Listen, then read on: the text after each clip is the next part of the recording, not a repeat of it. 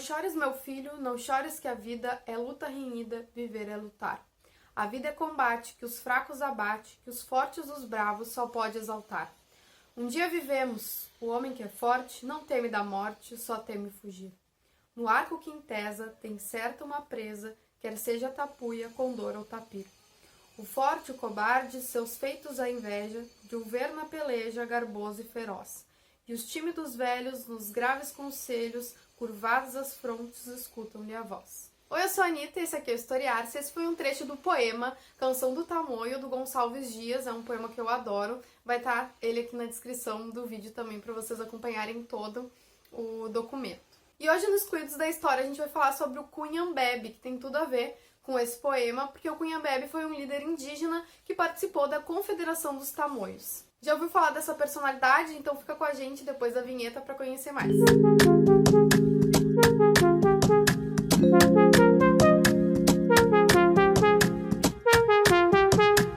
Bom, primeiramente quero mandar um beijo especial para os nossos apoiadores no Padrim. Se tu ainda não conhece nosso financiamento coletivo, entra no link que vai estar aqui na descrição do vídeo para ajudar o nosso trabalho a chegar em mais pessoas e confere lá também as nossas recompensas. Então, eu sou bem distante da história indígena, da história colonial, então se vocês tiverem alguma indicação de bibliografia, coisa e tal, podem colocar aqui nos comentários também, porque eu realmente não sou dessa área, mas eu acho que é super importante a gente trazer essa personalidade Cunhambebe para conhecer um pouco mais sobre ele e o que a história dele tem a ver também com a nossa relação com a historiografia em relação aos indígenas. Então, antes de falar do Cunhambebe, eu acho importante a gente voltar um pouquinho na história para falar o que foi a Confederação dos Tamoios. Então, a Confederação dos Tamoios, ela foi uma disputa que aconteceu ali na região do norte do paulistano e sul fluminense, entre alguns personagens que eu vou falar um pouquinho depois. Aconteceu em 1554 até 1556. É importante dizer também que tamoio, essa palavra significa, vem da palavra tamuia, né, com um Y, que significa ancião.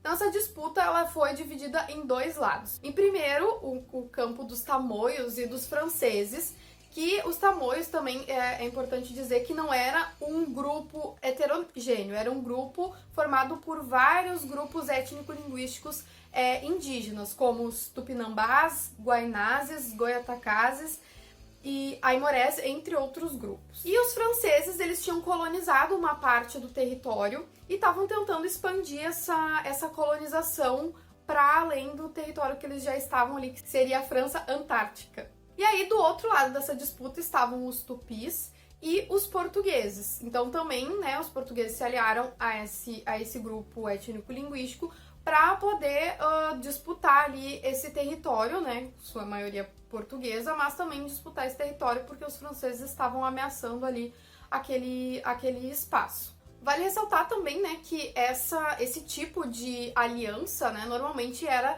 concretizada através de matrimônio, né, de laços matrimoniais entre os chefes, enfim, entre esses dois grupos, então portugueses, tupis, franceses e os tamoios. Essa confederação ela só vai acabar com um acordo de paz que foi mediado pelo padre Anchieta e pelo Manuel de Nóbrega.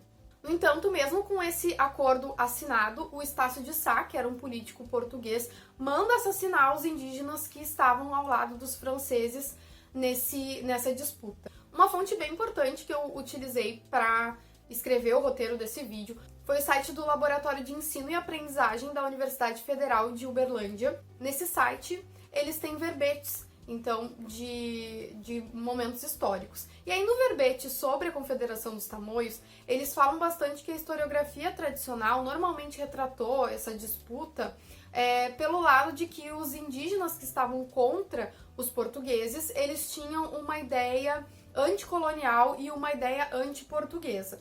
Um outro poema que também retrata esse momento histórico foi o poema Confederação dos Tamoios, do Gonçalves de Magalhães, não é o mesmo do que eu falei no início do vídeo, que ele vai apresentar nessa narrativa que o assassinato dos indígenas era algo necessário para o progresso da nação brasileira, da civilização que estava acontecendo ali naquele espaço. Ainda segundo esse verbete que eu comentei para vocês, a Confederação dos Tamoios, a partir de uma ótica de que era algo anticolonial e anti-português, é uma ótica bem simplista de ver a realidade do que pode ter sido esse conflito. Primeiramente, que a gente não poderia aplicar esse termo confederação a essa união entre indígenas e franceses e entre os próprios grupos indígenas, porque é um termo, é uma organização, digamos, fundada em valores coloniais, em valores portugueses. Em segundo lugar, que as fontes sobre esse conflito elas são escassas, são muito poucas, e as que existem são as escrituras feitas pelos jesuítas, que estavam ao lado dos portugueses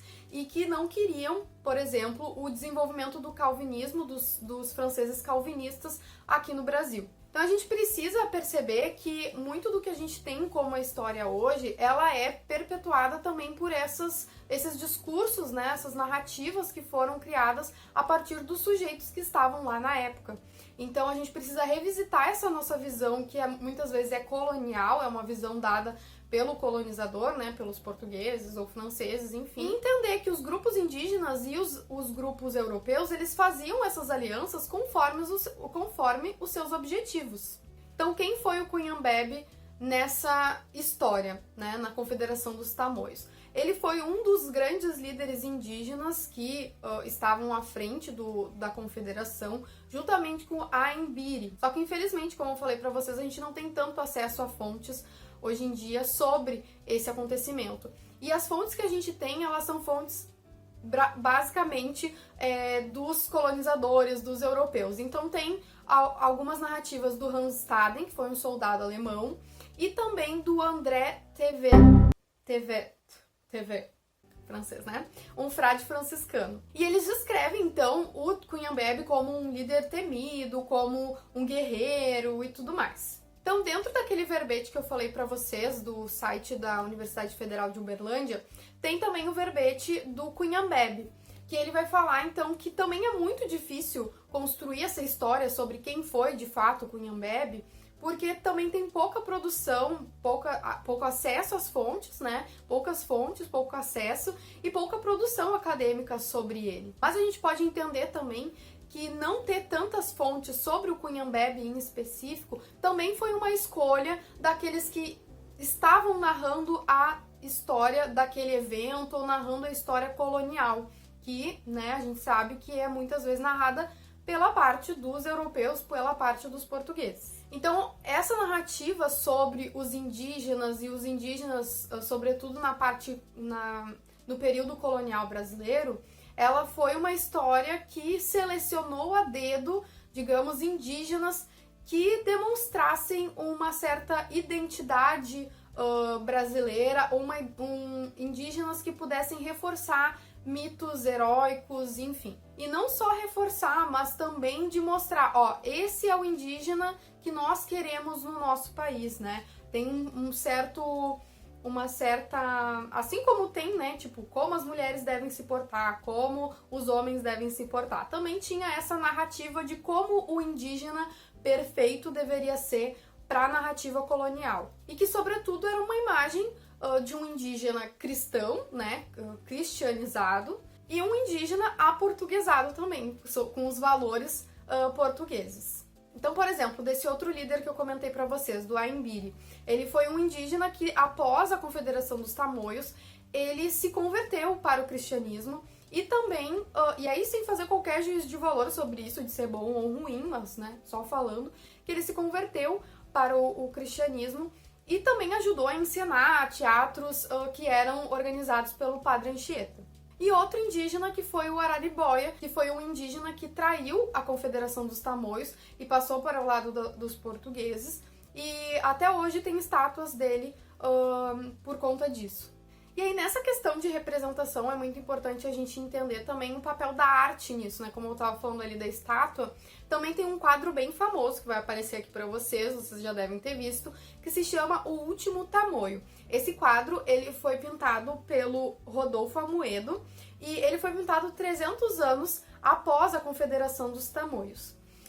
Segundo o catálogo da Academia Imperial na época, esse quadro ele representa E aí, abre aspas. O padre Anchieta encontra em deserta praia o cadáver de Aimbiri, o chefe dos tamoios, e o contempla comovido antes de prestar-lhe os últimos deveres de sacerdote cristão. E assim vai mostrar, então, essa visão do indígena heróico e atravessado por esses valores cristãos que eu tava comentando pra vocês antes. Então, pra fechar o vídeo, assim, com uma reflexão, né, o quanto o nosso olhar sobre a história indígena e a história colonial, ela é muitas vezes colonizada, né, ela é muitas vezes vista pelo lado do colonizador, por parte dos portugueses, dos europeus, enfim. Então a gente tem que ter muito cuidado quando a gente vai falar sobre essa história pra gente não reproduzir, né, certas visões que são estereotipadas e que estão a serviço de uma narrativa colonizada. E principalmente pra gente não cair em narrativas que são irreais sobre o que aconteceu. Como falei, sobre essa questão da Confederação dos Tamoios e o Cunha Mbebe, se tem pouco acesso a fontes e do que ele realmente foi, se ele foi realmente um guerreiro temido, se ele foi um canibal, se ele foi, enfim, né, todas essas narrativas que às vezes aparecem por aí. Então é uma ideia bem importante da gente pensar sobre o Cunha Mbebe e toda a história indígena, né, que a gente tem acesso hoje. Eu queria destacar também o quanto é importante, né, a entrada dos indígenas dentro das universidades e uma historiografia que esteja compromissada com uma visão indigenista, né, sobre a sociedade e sobre esses acontecimentos históricos, pra gente ter uma nova visão sobre o que aconteceu. Bom, pessoal, era isso. Espero que vocês tenham gostado do vídeo. Não esquece de deixar o teu comentário aqui, curtir, se inscrever no canal. Toda a bibliografia utilizada para esse vídeo tá aqui na descrição. Tem lá um mapa bem legal falando sobre como foi essa divisão territorial na Confederação dos Tamoios, bem interessante para usar em sala de aula também, assim como os 2 verbetes que eu citei mais aqui. Até o próximo vídeo, tchau!